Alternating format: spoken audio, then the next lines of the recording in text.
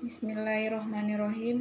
Assalamualaikum warahmatullahi wabarakatuh. Pertama-tama, mari kita mengucap syukur atas kehadirat Allah Subhanahu wa Ta'ala, karena yang dimana Dia telah memberikan kita nikmatnya berupa nikmat kesehatan, kesempatan, sehingga kita masih bisa melaksanakan mata kuliah profesi kejuruan. Baik, untuk mengefisienkan waktu, saya dari kelompok 4 di sini ingin memaparkan materi kami yang berjudul Konsep Dasar Etika Keguruan. Adapun teman kelompok saya bernama Nurfaida Idris. Baik, materi pertama akan dijelaskan oleh teman saya, yaitu Nurfaida Idris. Kepadanya dipersilahkan. Assalamualaikum warahmatullahi wabarakatuh. Perkenalkan, nama saya Nurfaida Idris. Saya dari kelompok 4. Di sini saya akan memaparkan materi tentang konsep dasar etika keguruan. Adapun pokok pembahasan yang akan kami bahas yaitu pengertian etika profesi keguruan, konsep dasar etika profesi keguruan, perkembangan profesi keguruan, dan nilai-nilai etika dalam kode etik profesi keguruan. Yang pertama yaitu pengertian etika profesi keguruan. Etika profesi adalah spesifikasi norma-norma yang bersifat konkret dan praktis bagi seseorang dalam ruang lingkup profesinya. Selanjutnya yaitu konsep dasar etika profesi keguruan, yaitu konsep etika profesi itu harus disepakati bersama oleh pihak yang berada di ruang lingkup kerja, contohnya dokter, jurnalistik, serta lain sebagainya.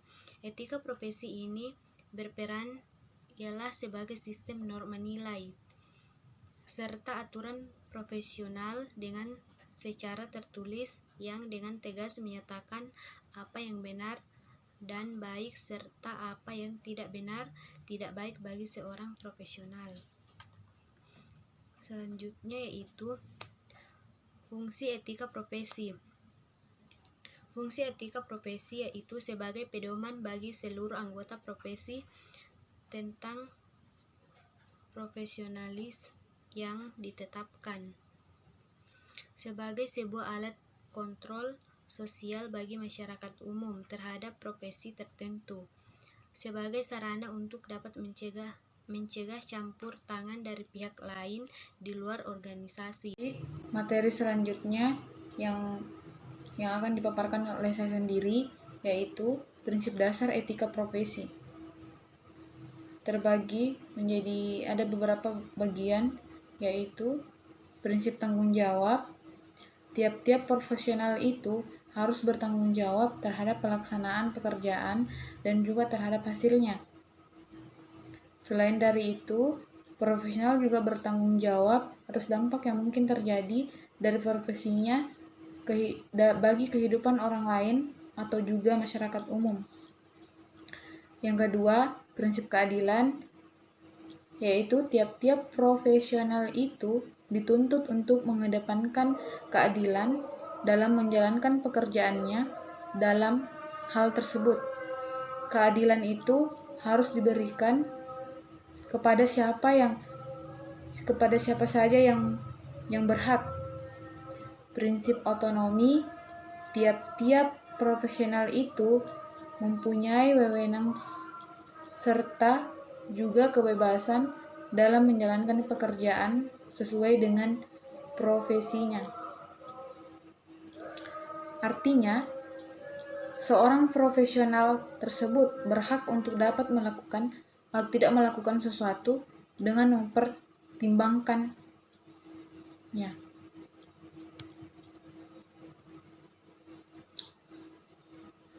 Selanjutnya, contoh etika profesi. Di sini kami mengambil contoh kode etik dari profesi kedokteran,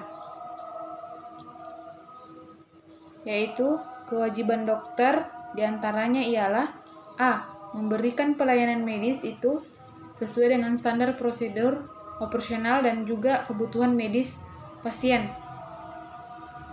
B. Memberikan rujukan bagi pasien ke rumah sakit lain yang lebih ahli apabila diperlukan. Larangan bagi dokter memuji kemampuan atau juga keahlian diri sendiri. B. Ucapan atau tindakan yang dapat melemahkan daya tahan pasien. C. Mengumumkan serta juga melakukan teknik kedokteran yang belum diuji kebenarannya. Selanjutnya yaitu perkembangan etika profesi keguruan. Di sini, sebagaimana dikemukakan oleh Budiman adalah sebagai berikut.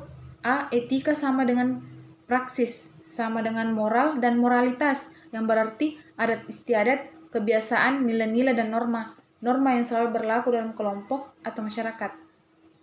B. Etika sebagai ilmu atau tata susila adalah pemikiran, penilaian moral. Etika memang pada akhirnya menghimbau orang untuk bertindak sesuai dengan moralitas, tetapi bukan karena tindakan itu diperintahkan oleh moralitas atau nenek moyang, orang tua, dan guru. Selanjutnya, nilai-nilai etika dalam kode etik profesi keguruan. Kode etik profesi ialah pedoman sikap, tingkah laku, dan perbuatan dalam melaksanakan tugas dan kehidupan dalam kehidupan sehari-hari. Fungsi kode etik guru Indonesia agar guru terhindar dari penyimpangan profesi karena sudah adanya landasan yang digunakan sebagai acuan untuk mengatur hubungan guru dengan murid, teman sekerja, dan masyarakat, jabatan profesi, dan pemerintah. Sebagai pegangan dan pedoman tingkah laku guru agar lebih bertanggung jawab pada profesinya. Pemberi arah yang benar kepada pengguna profesinya. Selanjutnya, tujuan dari kode etik guru profesi itu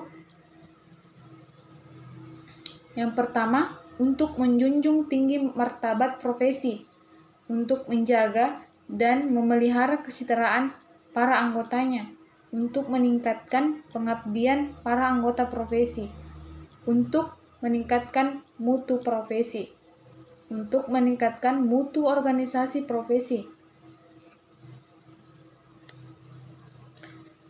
Selanjutnya, analisis dan solusi fenomena pelanggaran etika oleh guru. Guru adalah sebuah profesi yang sangat mulia. Kehadiran guru bagi peserta didik ibarat sebuah lilin yang menjadi penerang tanpa batas, tanpa membedakan siapa yang diterangi. Demikian pula terhadap peserta didik. Tetapi dalam kompetensi yang harus dimiliki oleh guru adalah kompetensi pedagogik. Kompetensi adalah kemampuan mengelola pembelajaran peserta didik yang meliputi pemahaman terhadap peserta didik, perancangan dan pelaksanaan pembelajaran, evaluasi hasil belajar, dan pengembangan peserta didik untuk mengaktualisasikan berbagai potensi yang dimilikinya. Kompetensi profesionalisme.